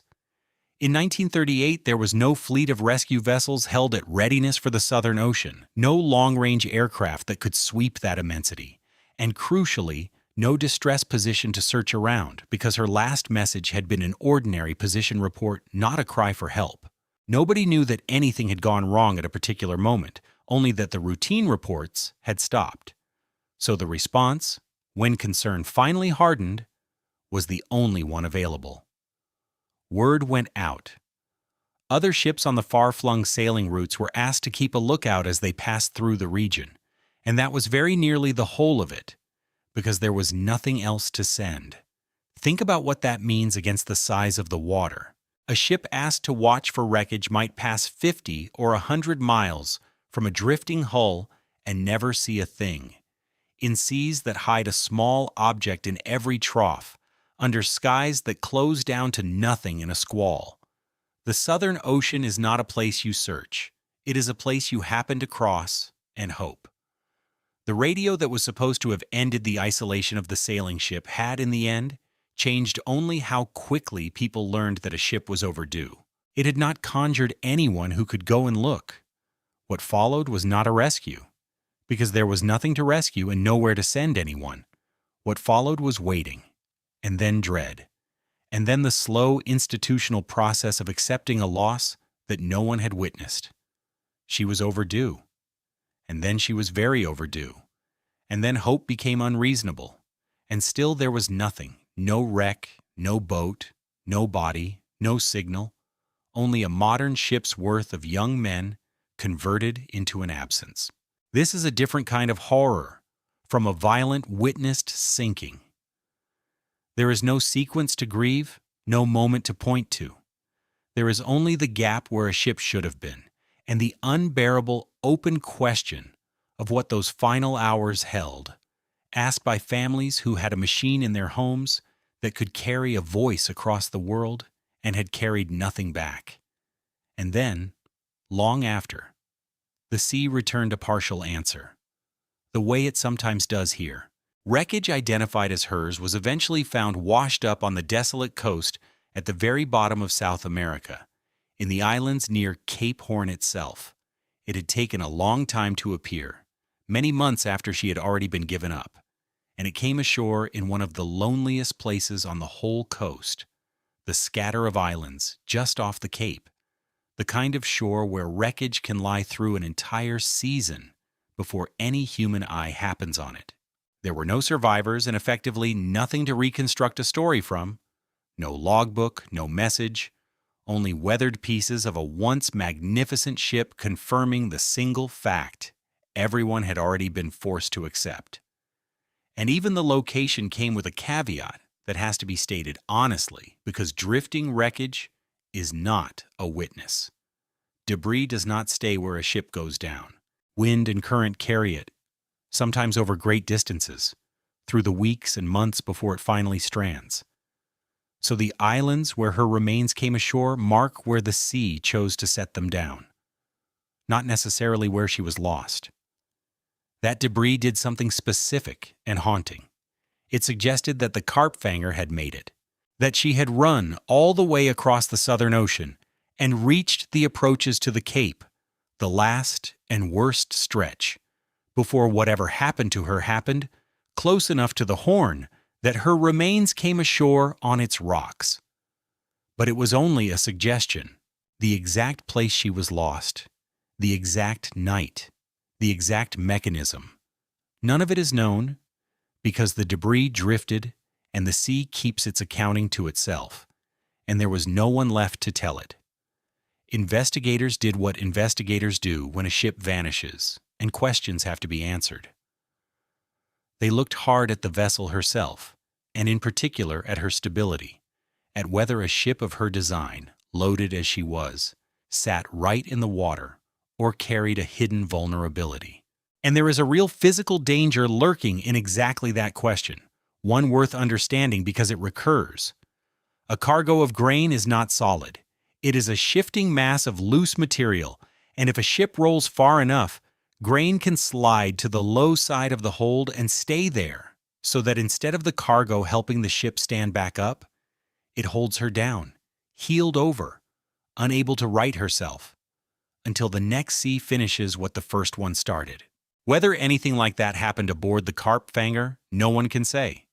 The stability questions were raised, studied, argued. They were never resolved into certainty, because certainty requires evidence, and the evidence was at the bottom of the Southern Ocean with the crew. What the inquiry could establish was that the ship was gone, and the reasons were plausible and unproven. What it could not do was tell 60 families what the last hour had been, and ask what actually changed because of her loss. Because every disaster is supposed to end with a lesson applied. And here the honest answer is bleak and worth stating plainly. Studying a ship's stability can produce real improvements, better loading rules, stricter margins, tighter limits on how a grain cargo is secured, and over the long history of this trade, such lessons were learned and paid for in ships more than once. But none of it touches the thing that actually killed the Karpfanger, because that thing was never a solvable defect in a hull. It was the decision to send a sailing ship around Cape Horn at all, out into a combination of sea and cold and distance, that no refinement of stability or loading can make safe, only survivable most of the time. The real change, the one that finally ended losses like hers, was not a better bark. It was the end of the bark. Commercial sail was already dying when she went down, undercut year by engines that did not need the wind, and catastrophes like this one were part of the slow, brutal case that finally closed the age of sail for good. Within a couple of decades, the great cargo-carrying sailing ships were simply gone from this route, and the vanishing stopped, not because anyone had solved Cape Horn, but because the world stopped sending its wheat and its teenagers around it under canvas. Hold on to that, because it is the only kind of solution this place has ever truly accepted. Not a stronger ship, a decision to stop feeding it ships at all. So the 20th century delivered its verdict on the old answer, and the verdict was harsh. Here was the better ship the age of sail had believed in. Steel-hulled, modern, well-found, radio-equipped, crewed, and trained, sent around the Horn on a routine commercial passage, and the Horn took her whole, with everyone aboard, and did not even leave a story behind. Every improvement humanity had made since Anson was present on that ship except one. The distance was the same. The cold was the same. The remoteness that turns a problem into a death was exactly what it had been for 200 years, and radio, for all it changed, had not moved the Horn 1 mile closer to help. The illusion that better ships would end the losses died in the Southern Ocean in 1938 with a crew of boys. And yet, even then, you could still tell yourself a story to keep the fear at bay. These were big, heavy, deep-laden cargo ships, slow and hard to handle, committed to a course they could not easily abandon. Surely the thinking went, the problem was the type of vessel. Surely a small, light, nimble boat, handled by a tiny, expert crew who could react to anything and run before the weather instead of fighting it, could slip through where a laden bark could not. It was a reasonable thought. The Horn would answer it too. In 1957, a 46-foot ketch called Tsu Hang went out to test that reasonable thought, and she was crewed by exactly the kind of people it favored. Not a navy, not a company, just 3 skilled sailors who had chosen this. Miles and Beryl Smeaton, a husband and wife who had spent their lives seeking out hard, remote places, owned her and sailed her. And with them was John Guswell, a young boat builder who had been making his own way around the world in a boat barely bigger than a rowing skiff. Between them, they had the thing that money cannot buy and a big cargo ship cannot use: the ability to react instantly, to handle a small boat by feel, to run before the weather instead of standing and fighting it. If the nimble small boat theory was ever going to be proven, this was the crew to prove it. They were sailing from Australia toward England, and their road home ran around Cape Horn. They were doing everything right, which is the part you have to sit with. They were running eastward before the wind, going the favorable way around, using the great westerlies as a push rather than beating into them the way Anson had. As the seas built to something enormous out in the Southern Ocean, still a long way west of the Horn, they did what good sailors do in that situation. They slowed the boat down and they ran with it, trying to keep her stern square to the marching swells, so she would lift over them rather than be caught wrong. Beryl was at the helm, steering by hand through seas that were now mountainous, and there was nothing careless or unlucky in any of it. This was competent, experienced heavy weather seamanship in a well-found boat, executed by people who knew exactly what they were doing. And it was not enough, because the specific mechanism this coast produces does not care how well you steer. Here is what that mechanism is. When a boat runs before very large, very steep, fast-moving seas, there is a speed problem hiding in the geometry. If the boat accelerates too hard down the front face of a wave, her bow can drive into the back of the wave ahead while her stern is still being lifted and shoved by the crest behind. For an instant, the bow is pinned, and the stern is thrown upward and forward, and if it goes far enough, the whole boat is flipped end over end, somersaulting bow down through her own length. Sailors call it pitch poling, and it is one of the most violent things that can happen to a small vessel, because it does not just knock her down, it turns her completely over the wrong way, end for end. That is what happened to Tsu Hang. A sea got under her at exactly the wrong angle and pitch-poled her, and in an instant a tidy, well-handled boat became a catastrophe. The damage was total. Both masts were gone, snapped away. The rudder was gone. The doghouse, the raised cabin structure on deck, was torn clean off, leaving a great open wound in the top of the boat through which the sea could pour straight into the hull. And Beryl, who had been at the helm, was simply gone too, thrown bodily out of the boat and into the water, that near-freezing Southern Ocean water that, as we have already seen, starts its clock the instant a person goes in. She surfaced away from the boat, injured, with a broken collarbone, in seas that had just flipped a 46-foot vessel end over end. By every rule of this place, that should have been the end of her, because the cold does not give you long, and an injured swimmer in those conditions is very close to unreachable.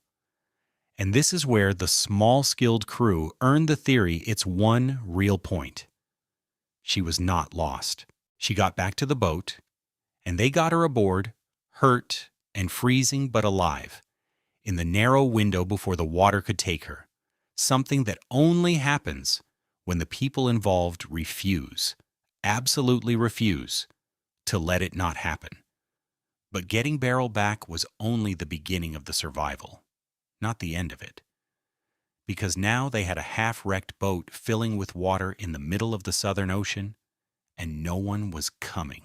There was no radio call that would summon help across that distance in time, no rescue to wait for. There was only the boat, the sea, the tools aboard, and 3 injured people, and the flat fact that if they did not save themselves, no one would. So they did the unglamorous, back-breaking, entirely physical work that survival here actually consists of. They bailed. With buckets, by hand, hour after hour, fighting to throw the ocean back out of the hull faster than it came in through the shattered deck. They dragged canvas and wreckage over the open wound where the doghouse had been and lashed it down to keep the next sea from pouring straight in. And then, because one of them was a boat builder, they began to rebuild. Guswell's skill with wood and rigging became the difference between living and dying. Out of the spars and materials they had left, they fashioned a jury rig, a makeshift mast and sail improvised from the ruins. Something, anything, that would let the boat be steered and driven instead of just wallowing and sinking. And then they sailed her out, not around the Horn, away from it. With their jury rig and their exhaustion and their injuries, they turned and made for the nearest land they could reach, the coast of Chile, and they nursed that broken boat across the better part of 1,000 miles of the same ocean that had nearly killed them, arriving weeks later at a bay on the Chilean coast, alive, having saved themselves with their hands and their refusal and not much else. Read the different accounts, and the numbers shift a little.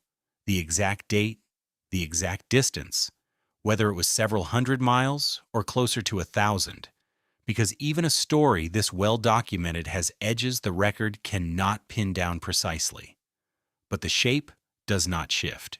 A tiny expert crew survived the worst this coast can do to a small boat, and they survived it by carpentry, seamanship, and the point-blank refusal to drown.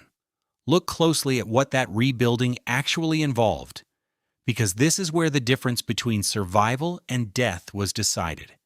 And it was not decided by any piece of equipment. It was decided by hands and time. Guswell, the boat builder, went to work with what the sea had left them, salvaging spars and lashing in canvas, fashioning a stump of a mast and a scrap of sail that could take the wind, contriving something to steer with where the rudder had been torn away, patching the gaping wound in the deck against the seas that kept trying to fill the hull. The other 2 bailed and held on and sailed. And then they navigated, without most of their instruments, by dead reckoning and judgment, across hundreds of miles of open ocean, toward a coast they could not see, nursing a crippled boat at a crawl for week after week, until at last they raised the land and worked their way into a bay on the Chilean coast, where they were taken in, and where the long job of putting Tsuhang back together could begin. Weeks of it. Cold, wet, exhausting, unglamorous weeks. The actual texture of survival in a place like this, which is almost never a single heroic moment, and almost always a very long refusal to stop. And understand that the sea did not use the same trick twice, which tells you something important about how many tools it has. The first time, it pitch-poled them, threw the boat end over end, bow burying, and stern flipping over the top. That is one way to capsize a vessel.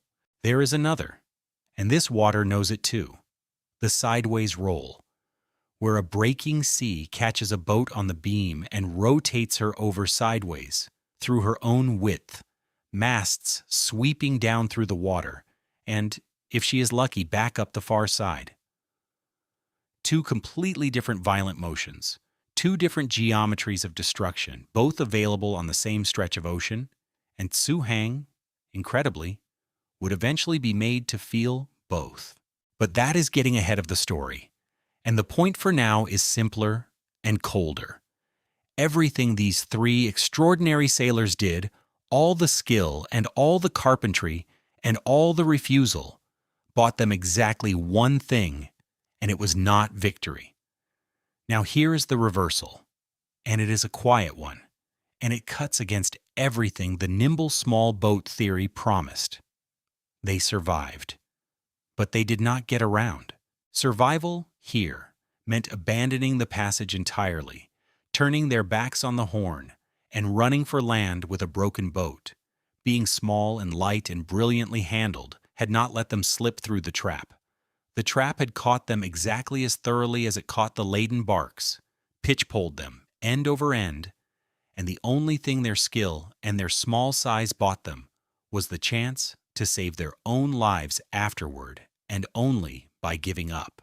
The theory that a nimble boat could beat the Horn where a heavy one could not was answered, and the answer was no. A nimble boat could sometimes survive the Horn. That is a different thing. And if you want the final proof of how completely this place resists being beaten by skill, consider what these same sailors did next, because it is almost unbelievable. They did not quit. They repaired Tsu-Hang in Chile, and they went back out and tried again, and the Southern Ocean caught them a second time, rolled the boat over and dismasted her again, and again they survived, and again they had to give up the attempt. And look closely at how the second disaster differed from the first, because it closes the case completely. The first time, the sea pitch-poled them, threw the boat end over end, bow burying into the water, and stern flipping over the top. The second time, it did not repeat itself. This time, a great breaking sea caught the boat on her side and rolled her over sideways through her own width, masts driven down under the water and torn away, the whole violent thing done by an entirely different motion than the one that had nearly killed them before. Same boat, same kind of crew, same stretch of ocean, a completely different mechanism of destruction, and the identical result. The Horn had shown them both of its hands, the somersault and the roll, and it had won with each, and there is no technique that answers both because they are not the same problem, and the sea is the one that chooses which to use. That is the quiet, final proof. Skill at its absolute peak, in a boat handled as well as a boat can be handled, does not get you through this place. On a good day, it gets you the chance to survive not getting through. The whole history of this water is written in the space between those two things. The book Miles Smeaton later wrote about it took its title from the obvious, exhausted conclusion any sane person would draw from surviving this once, let alone twice. And still notice, even after all that, the honest lesson was not that the boat had failed or the crew had failed. Both had performed at the absolute limit of what people and vessels can do. The lesson was that performing at that limit gets you survival, if you are very good and very lucky, and it does not get you through. Which leaves one last version of the reasonable thought, the most seductive one of all, and the one our own era believes most deeply. Forget bigger. Forget nimbler. What if you could build a boat that was simply faster and stronger and smarter than anything before it, sailed by a professional at the peak of the art, backed by forecasting and technology those earlier crews could only dream of? Surely that boat controls the outcome. Surely by now we have finally built our way out of the trap. That belief has a name and a place and a date, and it comes apart about 200 miles west of Cape Horn. The Vendée Globe is the purest expression of the belief that technology has finally tamed the sea. And it is worth being precise about what it asks, because the ambition is staggering. One person, one boat, all the way around the planet, non-stop, unassisted, through the deep Southern Ocean and around Cape Horn, alone. The boats that do it, the 60-foot class these races are built around, are not cargo ships or cruising ketches. They are carbon fiber racing machines, light and enormously powerful, driven hard by professional sailors and backed by everything the modern world can bring to bear: detailed weather forecasting and routing, satellite communication, precise positioning, hull shapes and rigs refined on computers, and a keel design that swings a heavy ballast bulb out to the side to hold the boat upright under a towering press of sail. Everything Anson lacked, everything the Karpfanger lacked, everything the Smeatons improvised by hand, these boats have as standard. If control over this coast were possible, this is what it would look like. And in the way these boats are sailed, you can see the real thing that modern capability actually changes, which is not what people assume. It does not make the water safer. It expands the amount of risk people are willing to accept in it. Because the boat is so fast and so strong, because the forecasts are so good, and the tracking so precise, and help theoretically only a satellite call away. Racers drive these machines through the Southern Ocean at speeds and sail loads no cargo captain in history would have dared, pushing hard across the exact water that scattered Anson's fleet and swallowed the Karpfanger, precisely because they trust the technology to hold. That is the modern illusion in one sentence. The equipment did not remove the danger. It raised the speed at which people are willing to meet it. And when something breaks at that speed, in that water, the improved safety net turns out to mostly mean that the whole world gets to watch it happen live, on a tracker, from thousands of miles away, unable to do a single thing. And be clear about what these sailors know and accept when they go, because it is the modern face of the same schedule that has been killing people here for 4 centuries. A solo racer in the deep Southern Ocean is, by the very design of the race, days from any possible help, entirely alone, forbidden from putting into port or accepting assistance without ending the event. That isolation is not an oversight. It is the point. The entire meaning of the contest is that it drops one human being into the most hostile ocean on the planet with no support and asks whether skill and preparation and nerve are enough. Forecasting lets them dodge the worst systems, up to a point. But in that ocean, there is often nowhere to dodge to, and no shelter within reach. So a sailor who watches a dangerous low deepening on the chart may have no real choice but to take it. Routing and satellite data and a fast, strong boat let these racers ride through conditions that would have destroyed earlier crews. And that very capability is exactly what justifies sending them, alone, into water where, if the boat fails, the closest hand is a rival hundreds of miles off or a warship days away. The technology did not remove the isolation. It made the isolation acceptable. It let the sport look at the same lethal distance that swallowed the Karpfanger whole and quietly decide it was a manageable risk. And mostly it is. That is the seduction. It is manageable almost every time, right up until a keel falls off 200 miles from the Horn. In early January 2009, that is exactly what happened. Jean Le Cam, one of the most experienced racers in the fleet, was driving his 60-foot boat through the Southern Ocean about 200 nautical miles west of Cape Horn, into the final stretch before the corner, when the single most important part of the boat failed in the single worst way. The ballast bulb at the bottom of his keel, the heavy weight whose entire job is to hold the boat upright, broke off. Understand what that means physically? Because it is instantaneous and it is merciless. A boat like this carries a huge rig and a vast area of sail. And the only thing balancing all that leverage, the only thing keeping her from being flipped straight over by her own sails, is the ballast slung deep beneath her. Take that ballast away without warning, and there is no fight, no slow heel, no chance to react. The boat capsizes immediately and turns completely upside down. And now she floats there, inverted, stable in the wrong orientation, with her skipper sealed inside.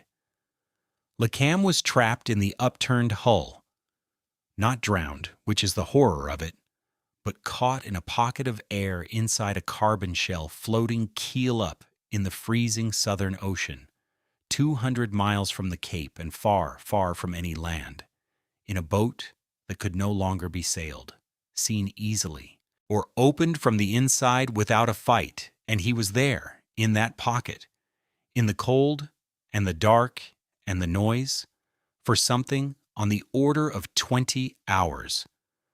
Understand the physics of that trap, because it is a quiet nightmare all its own. When a boat like this turns over, it does not sink, and it does not float low and awash. It floats high and stable, upside down, the sealed hull full of trapped air holding it up with the stub of the keel pointing at the sky. For the man inside, the entire world has inverted. What was the cabin overhead is now the floor beneath him. What was the floor is now a ceiling above black water. And the ways out, the hatches and the companionway, are now underwater, so that to escape he has to go down into the flooded, freezing, pitch-dark space and out through an opening he cannot see, into the open sea, and then somehow around to the outside of a smooth, overturned hull with nothing to grip. That is not a thing a cold, exhausted man does casually, or quickly, or alone in a running sea. So he waits. He stays in the shrinking pocket of trapped air, in the dark, with the water surging and the hull booming like a drum every time a sea slams into it, and he keeps breathing, and he hopes the boat holds its air and that the beacon did its job, and that someone, somewhere, is already coming, while the cold reaches into him the whole time and does its patient work through a carbon wall that keeps out the waves, but not the temperature. 20 hours of that. And notice what the inversion did to all the communication he supposedly had. The beacons and the electronics had done the one thing they could, thrown an alarm out to the world in the moment of the capsize.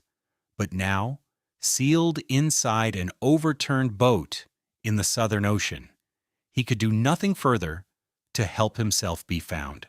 He could not steer, could not signal, could not even reliably know whether anyone had heard or was coming, or how far away they were. In an instant he had become exactly as unreachable as a sailor 2 centuries before him, with a single difference.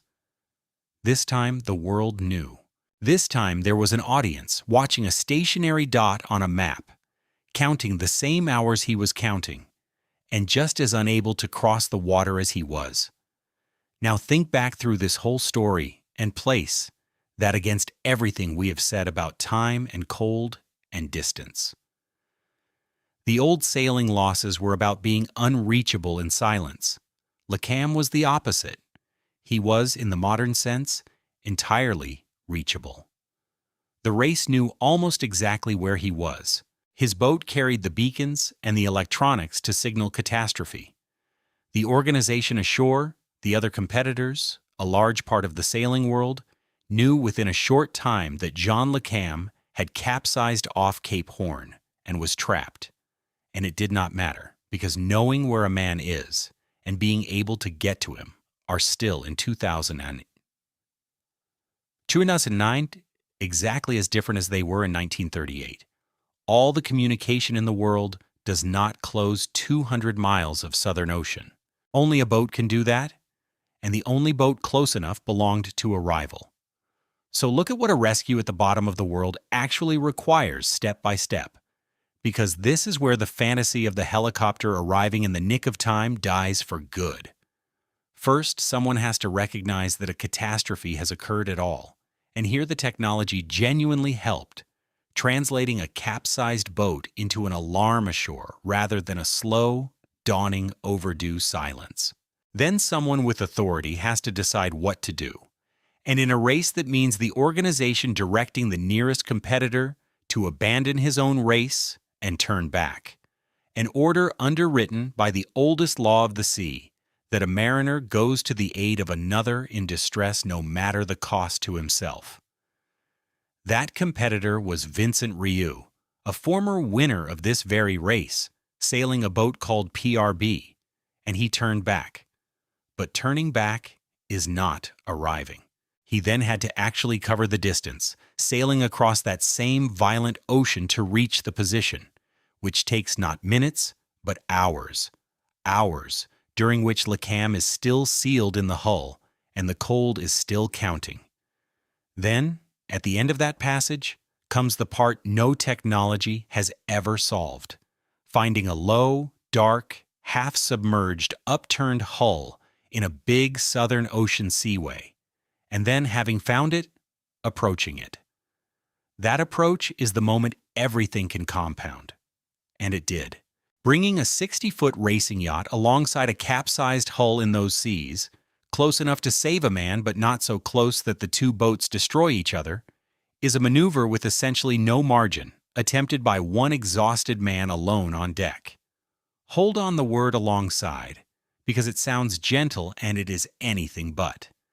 In a big Southern Ocean sea, two hulls do not sit quietly side by side.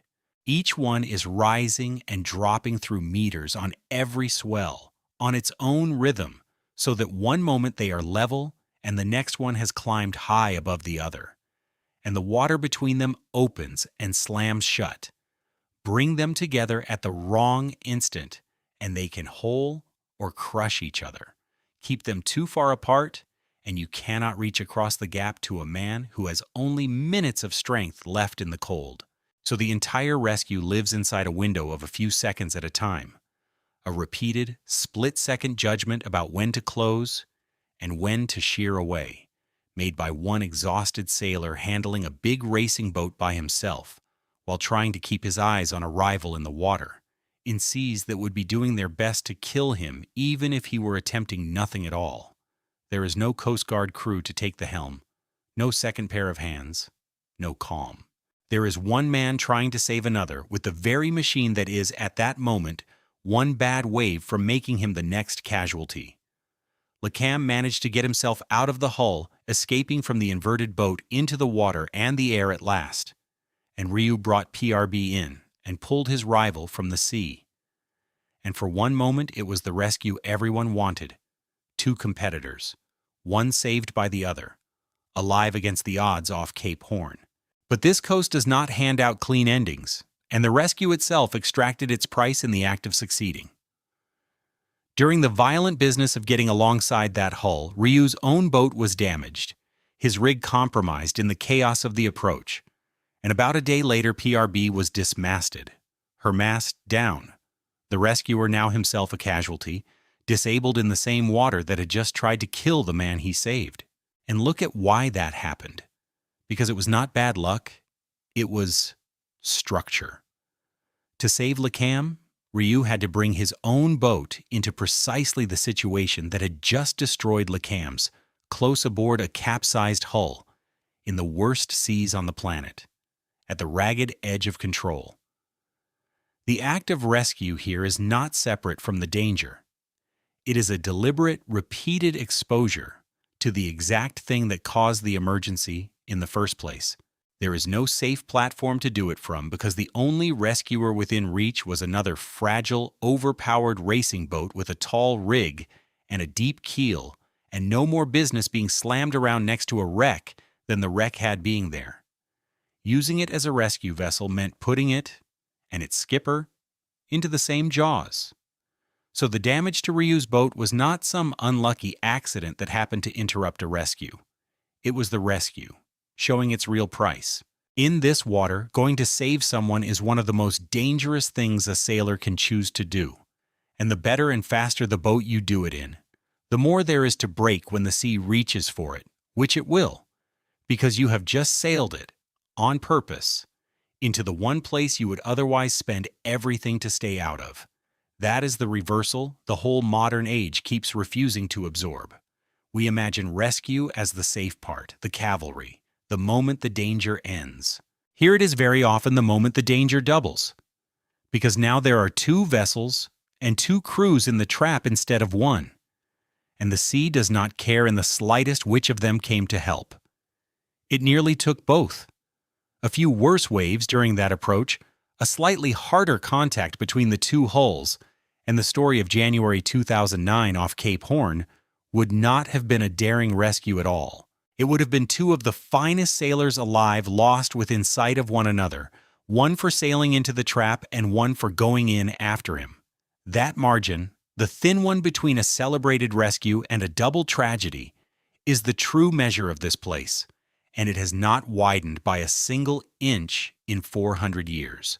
Two of the best sailors in the world, in two of the best boats ever built, were now both crippled off the Horn, and both, in the end, had to be taken to Ushuaia, to Patagonia, to the same handful of far southern ports that have always been the nearest refuge on this coast, the way broken ships have limped toward that shelter for centuries. And look at the accounting afterward, because it is quietly absurd. Ryu, who had thrown his own race away to save a rival, was later granted redress by the organizers, a formal adjustment to his standing to acknowledge that stopping to pull a man out of the sea should not cost him his result. That is a decent thing to do, and also a strange one, because it treats as a scoring problem an act that was really one human being risking death for another in freezing water. Both men, patched up and put ashore in Ushuaia, went on. Neither was finished by this, but keep the picture of where they landed. The two best prepared sailors on the planet. In a contest whose entire premise is total self-sufficiency, both delivered broken to a small Patagonian port by the same patch of ocean, alive only because they had happened to be near one another when the trap sprang. And here is the specifically modern cruelty of the whole thing. It was watched.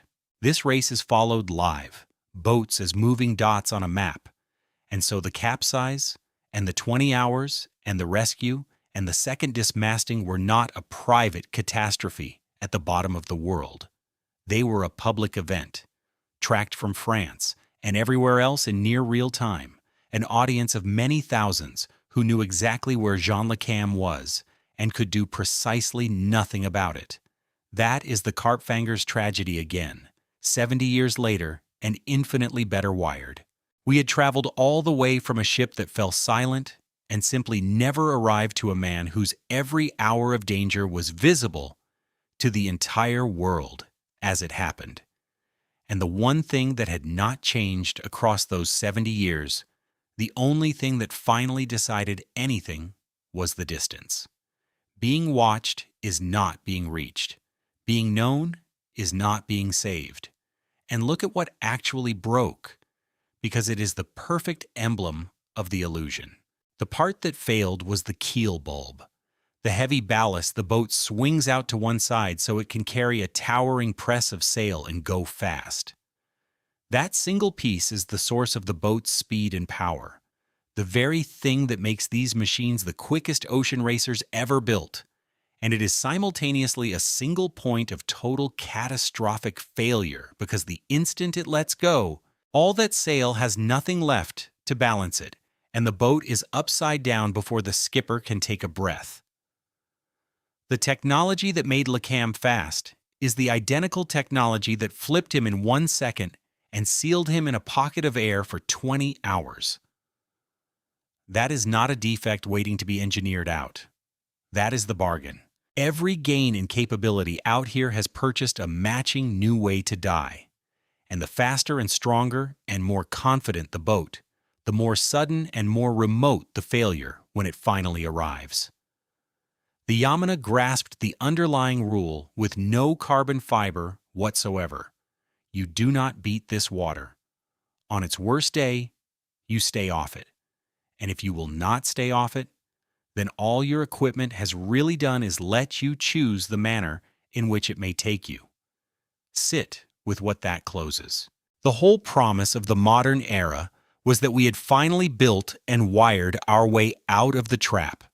That speed and strength and communication and forecasting had moved us to a place where a professional in the best boat afloat could control the outcome.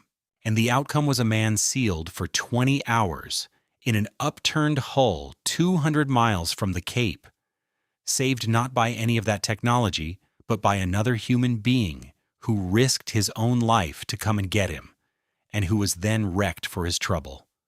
The equipment performed, the forecasting worked, the communications worked, the tracking worked, and none of it changed the one number that has governed this place since Anson, the distance to help, which turned a broken keel into a 20-hour ordeal, and a rescue into a second disaster.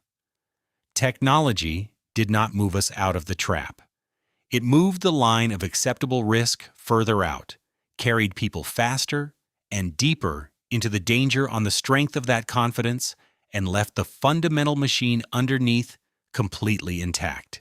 When the rescuer becomes the next one who needs rescuing, you are not looking at a system that has been solved. You are looking at the same trap sprung on better equipment. So now you can see the whole machine, and it is worth assembling it in one piece, because no single part of it is the answer, and that is exactly the point. Start with the geography, which is fixed and indifferent and older than any of us. The continents very nearly meet down here, leaving one narrow gate between two oceans, and the seabed southwest of the Cape rears up from the deep toward the light. Those two facts, the gate and the rising ground, are the frame everything else hangs on, and they never change. Onto that frame, the weather does its work. The strongest sustained winds on the planet blow around the whole Southern Ocean with almost nothing to slow them, building swells across thousands of miles of open water, and they drive the greatest current on Earth through that one narrow gate. Where it speeds up and concentrates, the current runs against the swell and bunches it, shorter and steeper. The rising seabed catches those same waves and stands them on end. And so ordinary energy, gathered from half an ocean, gets converted right at the doorstep of the Cape into short, steep, closely spaced walls of water that arrive faster than a hull can recover, in a place where sudden winds fall off the mountains without warning and the water is cold enough to set a clock on any mistake. That is the force. By itself, it would just be a violent, empty stretch of sea, and the planet is full of those. What turns it into a 4-century story of loss is the second half of the machine, the human half. People keep arriving with a reason that cannot wait, and every era's reason has been real. A war and its orders, a cargo and its delivery date, a canal not yet built, and a fortune lying in a desert that could only be reached this one way, a finish line and the oldest ambition there is. Exposure is not an accident here. It is manufactured deliberately every time someone imports a schedule into the one place on Earth whose native people survived precisely by refusing to keep one. And then, into that collision of fixed force and human need, we introduced the thing we trusted most to save us, and watched it do something we did not expect, because here is where all the threads finally tie off. We asked, at the very beginning, whether better hulls would end the losses, and we can answer it now with 4 centuries of evidence. And the answer is no, flatly, and not because the hulls did not improve. They improved beyond anything Anson could have dreamed. Wood became iron, became steel, became carbon fiber. And the place took a wooden squadron by attrition, took a modern steel ship whole, and without a word, pitch-poled a superbly handled small boat end over end, and flipped the fastest racing yacht ever built in a single second 200 miles from the Cape. Each better ship did not escape the trap. It changed the way the trap closed. We asked whether being reachable by radio meant being reachable by rescue, and the Karpfanger answered it in silence, and LeCam answered it in full view of a live global audience. And the answer, both times, was no. Because a signal crosses the distance, and a rescuer still has to, and the distance never got shorter, and we asked whether the Cape's danger could be separated from its value. And the whole history says it cannot, because the danger and the value are the same fact wearing 2 faces. It is deadly because it is a choke point. And it is priceless because it is a choke point, and you do not get one without the other. That is why the traffic rose as the losses mounted instead of falling. The thing that killed the ships was the thing that made the ships come. And technology, the hero we keep casting, and the place keeps humiliating, turns out to play a role nobody wants to admit. It is not useless. It is genuinely, powerfully useful. Forecasting really does warn you. Satellite beacons really do summon help. Strong hulls really do survive impacts that would have killed earlier crews. But look at what all of it actually did to the shape of the danger taken together across the centuries, and a hard pattern emerges. Each new capability did not retire the risk. It moved the line of acceptable risk further out. Better ships let crews go where worse ships could not and be lost there. Radio let ships sail more confidently into water that could still swallow them beyond the reach of any rescuer. Speed and forecasting let modern racers drive machines through the Southern Ocean at the ragged edge, precisely because they trusted the machine to hold, which means that when it failed at speed, in the worst place, alone. We did not build our way out of the trap. We built our way deeper into it, faster, with more confidence, and called the confidence progress.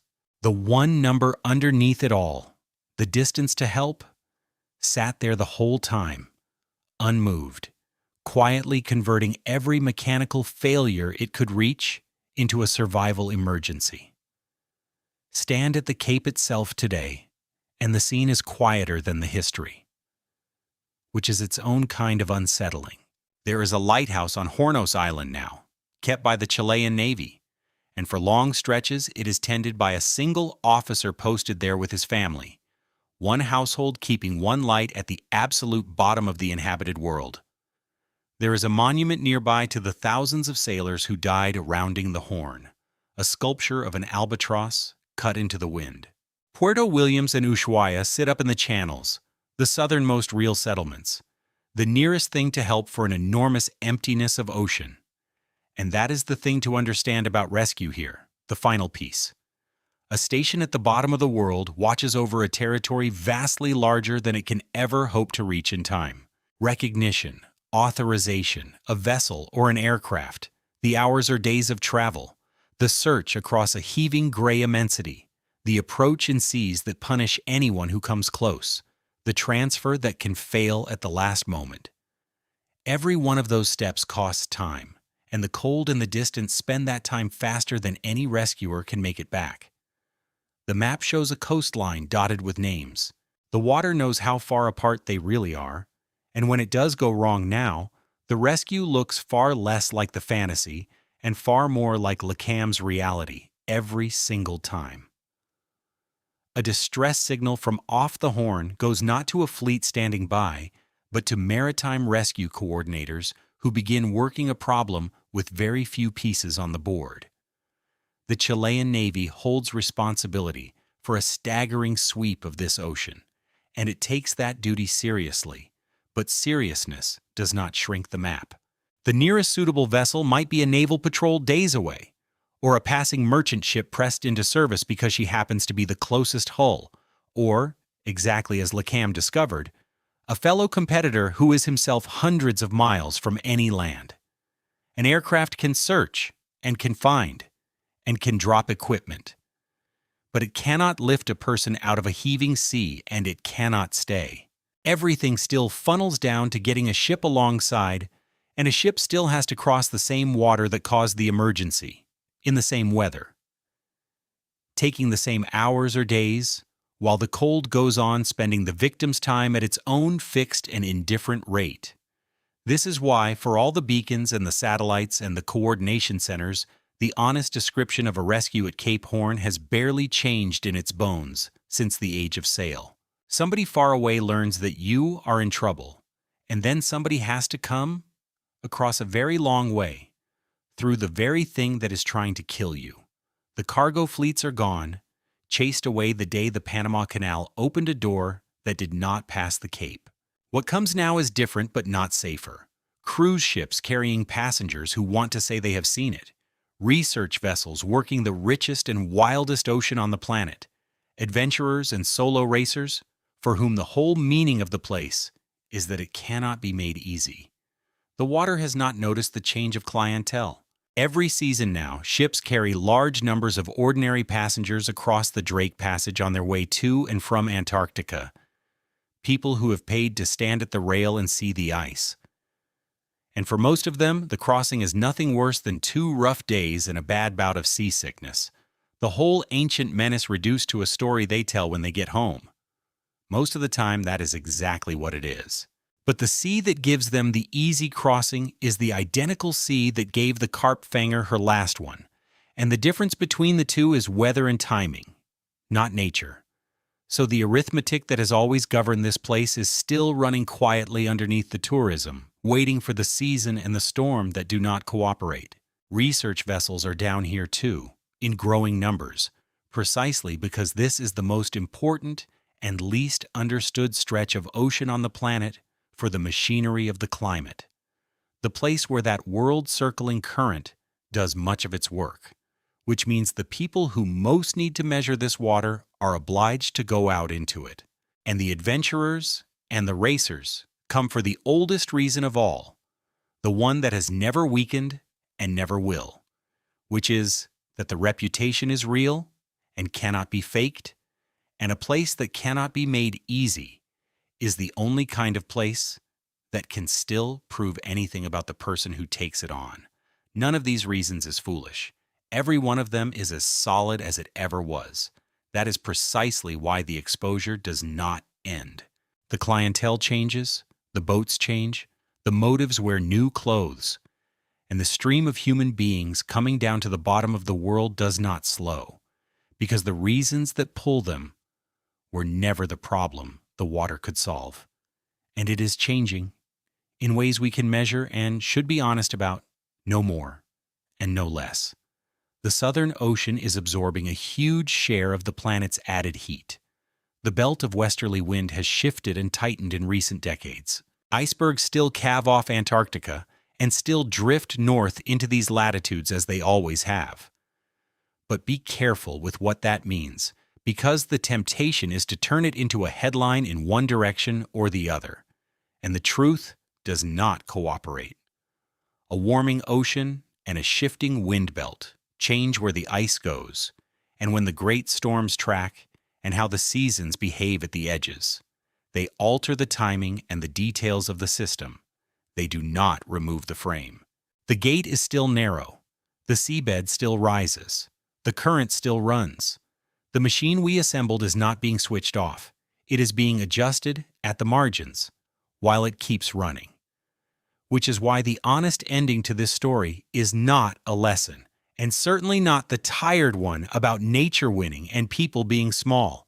People are not small here. They have been brave and skilled and stubborn beyond belief, and they will keep coming because the reasons that brought them have never gone away. It is still the gate between two oceans. It is still the ultimate proof of a sailor. It is still, for anyone who will not take the easy road or cannot, the only road. The pull is not foolishness. It is structural, built into the geography as surely as the shoaling ground. And as long as the gate is there, someone will need or want to pass through it. And the water will be waiting exactly as it has waited for every crew before them, with no more and no less patience than it has ever had. So watch the light. A single vessel, far out, works up onto the face of a short, steep sea and hangs there for a moment against the black bulk of the 425-meter cliff, and then slides down the back of the wave and out of sight, and you wait, the way sailors have always waited, for it to climb back into view. The current keeps funneling through the gap it has funneled through since before there were ships to care. The cold keeps its short, exact clock. And far to the north, in a harbor with a delivery to make or a start line to cross or something to prove, the next crew is already aboard, checking the rigging, watching the barometer, turning south. The Cape does not move. The water does not rest. And it does not have to come looking for anyone. It only has to wait and be what it is and let the next one come to it.